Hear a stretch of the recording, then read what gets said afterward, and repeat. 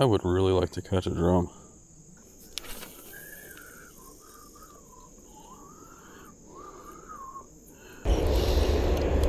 Hey, seeing some drum movement, that's good.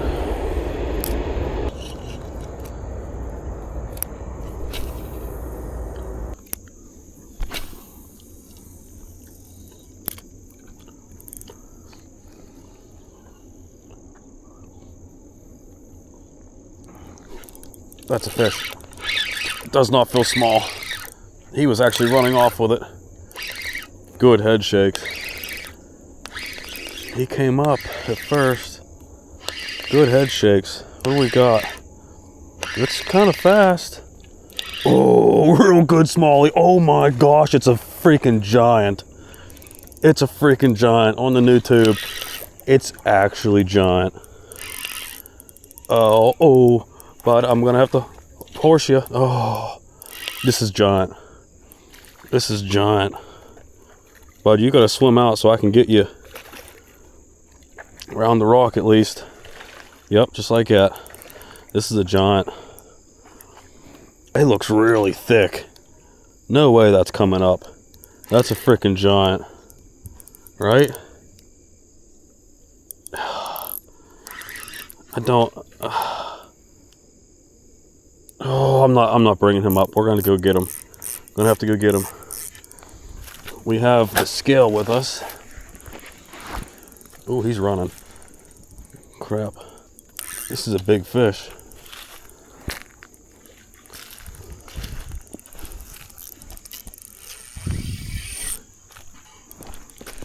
He's pissed.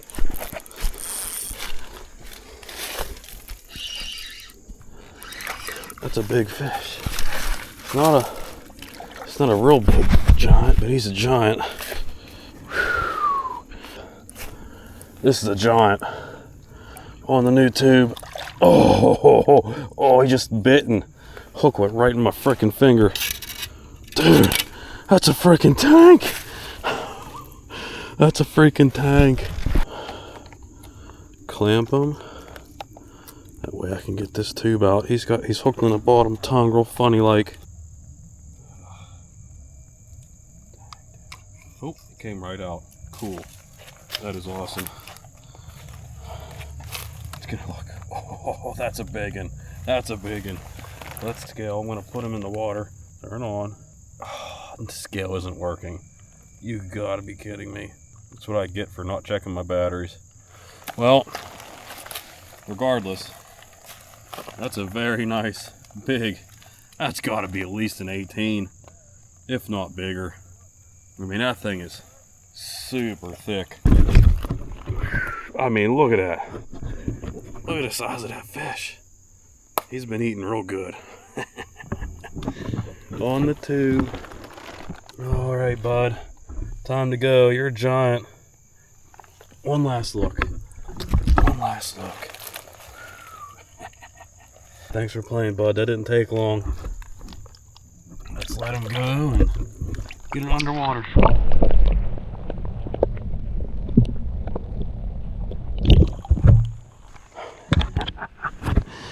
To me, the fall bite is on. That guy's already fat. Let's get back up there and see if we can't catch another one. It's a freaking giant. Dang, dude, a giant. On the pond scummed new tube, the skirted tube. Spline tube, I don't know what I'm gonna call it. Batteries must be dead. I'm an idiot. I've been traveling light. I just got some new baits with me and didn't feel like putting the board in there anymore. To be honest, I just want to go fishing. I've been making videos for a long time now and I've kind of slowly been getting back into, I just want to fish, man. And honestly, that's just a lucky fish. If we catch something else, I would be very surprised. That fish has been feeding because just a couple weeks ago, the fish I was catching were looking real thin. I think stuff happens real quick. I guess what I look forward to come fall isn't really a fall bite. I mean, yeah, I guess that's something to look forward to, but overall, it's tough to really capitalize on what would be considered a fall bite, at least here, because the general aspect of it would be that they tend to group up, chase bait fish out in the middle of the river. But I'm kind of learning that that may have been a particular type of fish that I've been targeting for a few years now without realizing. If we talk like lake fish or largemouth or whatever, you got a lot of guys now using front-facing sonar or live scope to target pelagic fish. So it's like a totally different type of fish, right? Because those aren't the same fish that you would go and find holding to structure, right? Now, I'm not a largemouth guy. A lot of what I'm saying I've learned through videos, and I'm applying the stuff that I've read, the stuff that I've heard in videos to the river fishing I've been experiencing over the last few years. And I'm just saying, I would bet money the river is no different than that. I think that we have resident fish and migratory fish. I think that the resident fish they never leave. They kind of like own a small area of the river. And yeah, they'll move from time to time, but they're not leaving that area. And then I think the pelagic fish, pelagic, I'm not sure how you say it.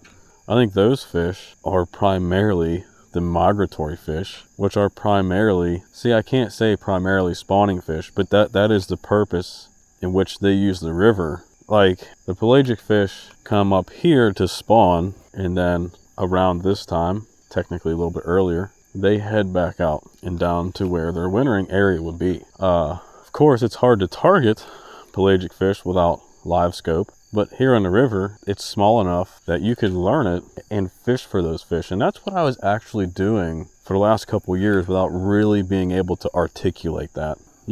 So this year, with us missing the migratory fish, we're missing the pelagic fish, which are the fish that would technically create that crazy fall bite. When you find them, you found a whole bunch, because they're moving their way back out. And since that is the fish we're missing, we're actually missing the type of fish that I really keyed in on for the last few years. The fish that I really learned a lot about. And that sucked really bad for me. And we still had some of those fish come up, so it's not as if we had none of them. But of course, we still had resident fish. And there's clues behind what I'm telling you. I'm not just fabricating this up in thin air. I'm using experience and knowledge and information I've collected over years to say this. Some of that information is multiple people catching the same fish in the same area of the river multiple times over time through seasons and never left. That's where the whole resident idea came from for me. So that is what made this year tough for smallmouth anyways. And I still believe that the Elizabeth Dam is what really interfered with that. But also, it could just be because we lacked a flooded river at the correct time to signal them to come up. I still am believing that. We'll see what happens next year. No matter what, with the Elizabeth Dam being knocked out, it's quite possible that we will have, if they come in like they're supposed to, next year might be one of the greatest years for smallmouth fishing we'll ever see. Boy, I didn't come here to say this, but it's coming out. I think I mentioned in a video at some point that I was concerned about maybe they died, because there's other sections of river I fish that would 100% be unaffected by the dam removal. They're isolated away from that. And I wasn't really seeing the migratory fish in those areas like I wanted to see, but recently I have been starting to see that. So I do believe we lost some fish over this tough winter, which it makes some sense. I mean, it was a bad winter. The river was a solid block of ice for a really long time. That's where I want to take this topic, this conversation for today is, I think that is the bottom line reason behind the migration. A lot of people believe the fish follow the food, right? They follow the bait fish. Well, there's already fish breaking that mold because there are resident fish that stay here year round. They don't leave. Okay. And then I also think of it like this. Why are the smallmouth migrating for winter? Why do geese migrate for winter? Now, I'm not saying I know anything about geese. That felt like a bite, no. I'm just saying they fly south for winter. And the most obvious reason is it is warmer down there. it is a less harsh environment to survive the winter. There definitely, I guarantee, are more factors to that, but geese aren't following food, right? I mean, well, maybe they are, but, well, actually, yeah. But see, this is what I'm kind of getting to, is it kind of goes hand in hand, right? I think that they are going south for winter to find a warmer, deeper, easier habitat to survive the winter, and not so much following bait fish. That just goes hand in hand because the bait fish are doing the same exact thing. Now, saying all this, it really doesn't matter if it's because of food or because of the better habitat, or temperature rather, because the bait fish are doing the same thing at the same time. And during that, especially in the fall months, you will tend to find those pelagic fish following bait fish. That's my theory, right? So that's really my biggest question at this point, is what makes a smallmouth decide to stay versus leave? And why they migrate or why they don't? I don't know. Maybe an answer to that would help me with fishing, but I kind of doubt it. You know, so realistically, this whole conversation technically doesn't mean much, you know, except for all these years of my life of hearing, I can't even name all the names of the people I've watched over the years since I was a kid. When they say they are transitioning for winter, to me, what that's really is happening here is that is a way to tell you what's happening without actually telling you what happens. Now, it's not the same everywhere, right? If you're in a lake or a pond, of course, I would call it transitioning. But honestly speaking, and there's probably not much of that happens anyways, because they're stuck. They can't go anywhere. So when it comes to a river, I think people need to stop using the word transition. I would use the word transition for the smallmouth that are residents, moving from shallow, faster moving water to slower, deeper water for winter as a transition. But I still believe the majority of population of fish in the river are the pelagic fish that are migrating.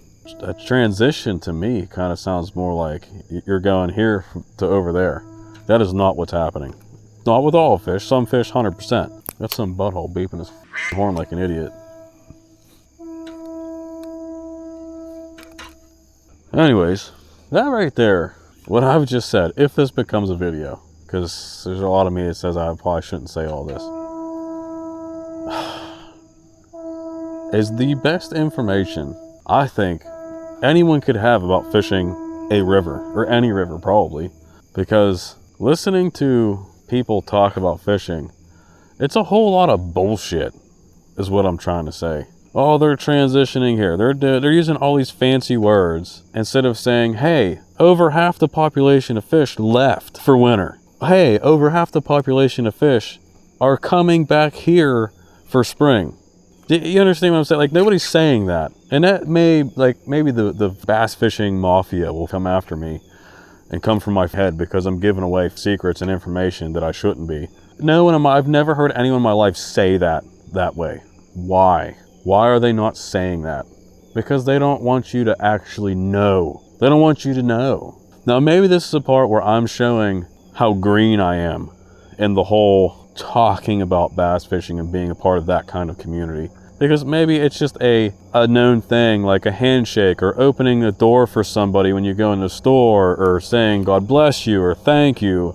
Maybe I'm not supposed to give away this information and talk like this, because all this is actually supposed to be a secret and y'all are just supposed to keep working your butt off to figure it out.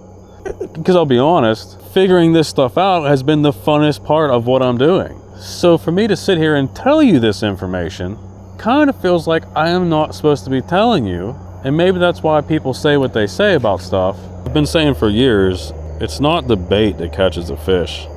It's your knowledge and your experience and your skills. Now, did my knowledge and experience and skills catch that fish? Technically. I could have threw any tube over there. I could have threw a paddle tail over there. I could have threw a little plastic worm. I could have threw a Senko, a fluke, a buzzbait. And he probably would have ate that. Not guaranteed, but there's a high chance that all those other baits, whether they're mine or any other companies, would have worked for that fish. I put this bait in front of its face because I targeted that area and he ate it.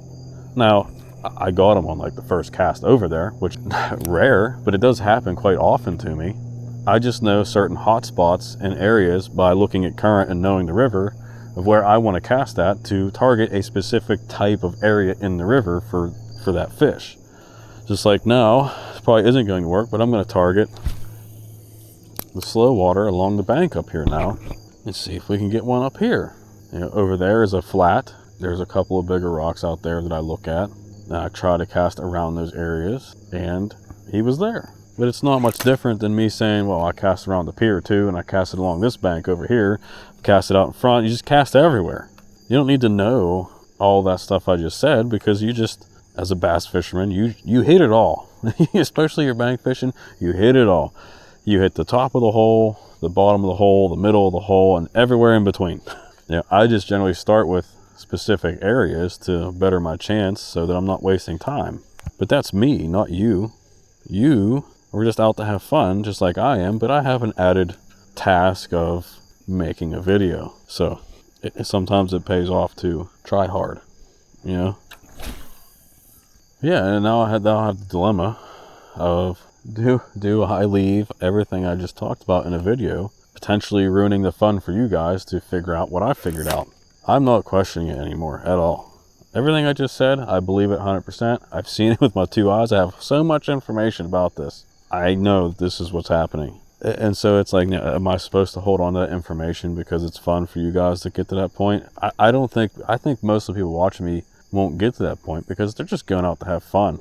They just want to catch a few fish and go home. And the other thing is too, like, are people even going to understand exactly what I'm saying when I'm saying this stuff?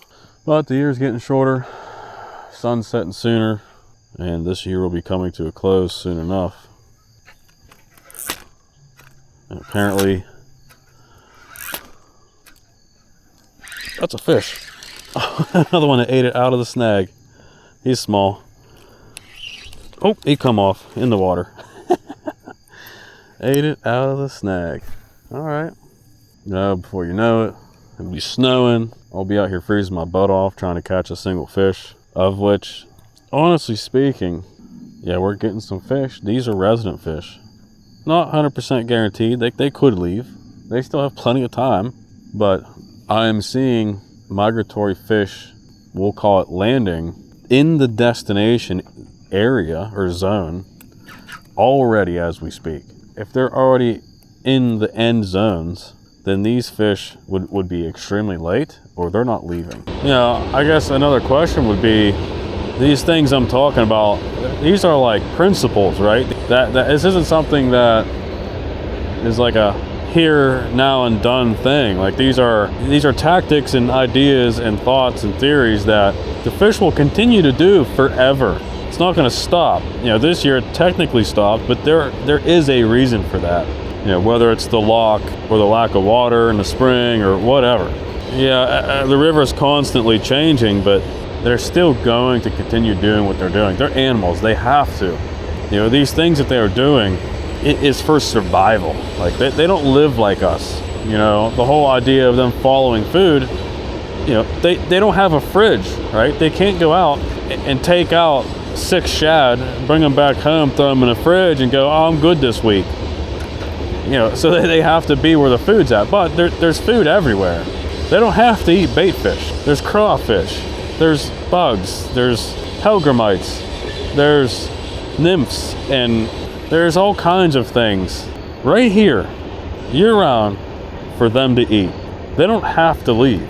So that's why I'm saying there's 2 different types of fish, more so than the fish are following food. Now I kind of came full circle back around talking about the same thing, and if I'm right, I hope I am, next year we'll find out, you know, is this something that happened, you know, the lack of fish this year, is that something that happened because we were lacking a flood in the spring like we should have? Is it a natural change in the migration that happens every so often? Was it because the dam knocked out? We should be able to get answers. And, you know, next year will be a clue in that. It may not be the answer, but it'll be a clue, because if next year sucks also, but we also don't get rain and don't get floods, that isn't necessarily an answer, because you can still sit and say, maybe it's just the rain then, right? I'm trying to go over the worst case scenario to where we don't get any fish next year like we did this year, and we see no difference, and you go, they're not coming back. Well, that may not be the case. And you know, and in talking about this and talking to different people about this, I've come to realize that what I'm talking about, a lot of people may not see. They may not see the lack of these migratory pelagic fish, because that isn't normal bass fishing. You know, I realize that now. And two, if you were somebody that would go out in a day and catch half a dozen fish, and that was super successful for you, you may not see what I'm talking about, because you can still go out and do that. It really takes somebody that knows and has been doing this for a while to really be able to 100% see what I'm talking about. For me, what happened this year was really helped me understand what goes on in this river on a much bigger picture, much bigger scale than your average person. And I would say there's no way I'm the only person that knows this and understands this. But at the same time, there isn't too many crazy people out there that would want to think about this hard.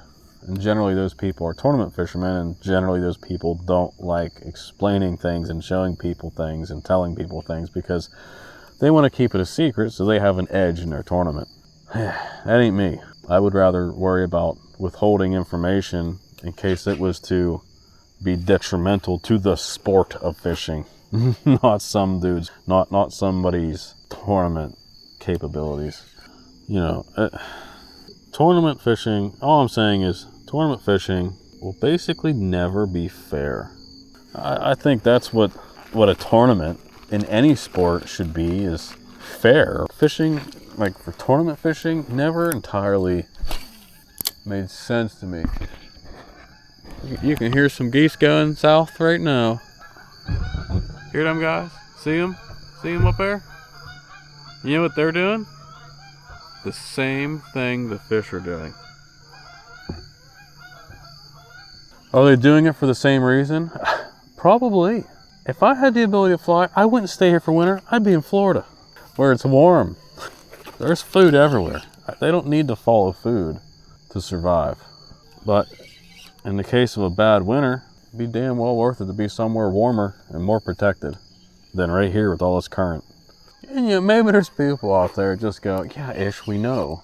You've already talked about this. Well, this is a big thing to me. I didn't know all this. And I use my fishing and of course some research to understand that. Well, just like the geese, I'm gonna get the flock out of here. Oh, this was a success. You know, technically speaking, those of us that went out here this year catching these fish and were able to catch fish, understand that you basically we're on a novice level of winter fishing, because all we had for the most part was resident fish, sprinkle in a few migratory fish. That's why it was tough. You were fishing for the same fish in winter. The only difference was it was warmer and you could get them to eat other baits. Basically fishing for winter fish all year.